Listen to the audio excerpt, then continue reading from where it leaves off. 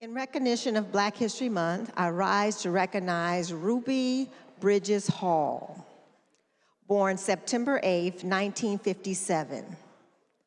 Ms. Hall is an American civil rights activist. She was the first Black American child to attend formerly white school William Franz Elementary School in Louisiana during the New Orleans school desegregation crisis on November 14, 1960. She is the subject of the 1964 painting, The Problem We All Live With. Brown versus the Board of Education decision was finalized in 1954. The Southern states were extremely resistant to the decision that we must integrate within 6 years.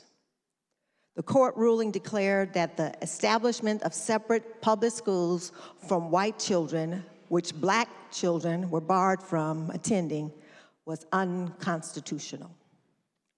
In 1961, when she, at the age of 6 years of age, her parents responded to a request from the NAACP and volunteered her to participate in an integration of the New Orleans school system, even though her father was hesitant.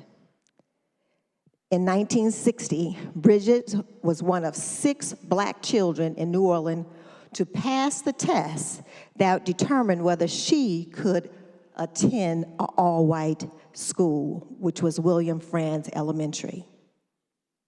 As soon as the Bridges entered the school, white parents pulled their children out.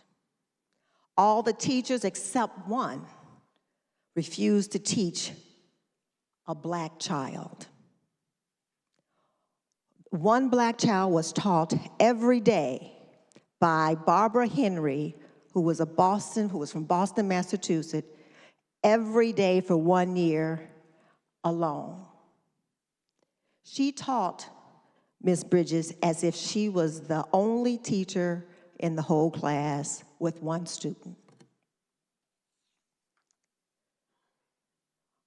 As of 2024, Bridges now lives in New Orleans with her husband, Malcolm Hall, and their 4 children. She is the founder of Ruby Bridges Foundation, which was formed in 1991 to promote the value of tolerance, respect, and the appreciation of differences. The mission of this group is to say racism is a grown-up disease, and we must stop using children to spread this disease.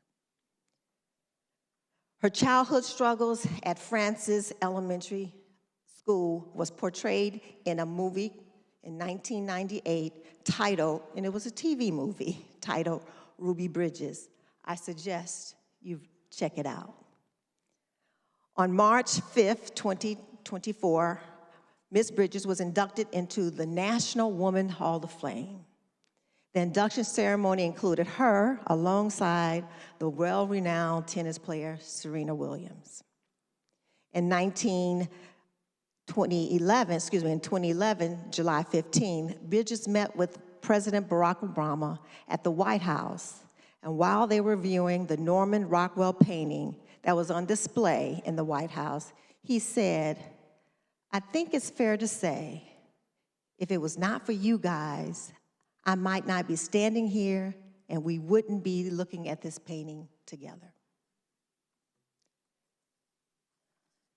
It is important to know that we all have a lot to learn, but I wanted to leave us with a poem that I had something to do with the authoring, so bear with me, and it's titled, "A Brave Step Forward." In a world of whispered, shadows cast, a young girl stood and had courage at vast. Ruby, with a dream that reached the sky, took a deep breath and let her spirit fly. On that first day, hearts heavy with doubt, she walked through the gates, her eyes looking out. A dream and a sea of faces, some cold, some warm. But she carried a fire with a quiet storm. With each step she took, history swayed, breaking the bridge that was so delayed. The echoes of the footsteps, a call to be free, in the halls of learning, she planted the seed.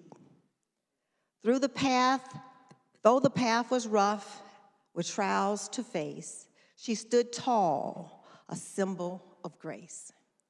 For every child dreaming, every heart that yearned, Ruby lit the way, and the world slowly turned.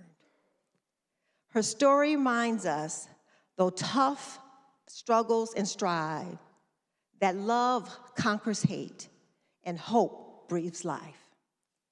So here's to the brave who dare to stand tall, like Ruby Bridges, who inspired us all.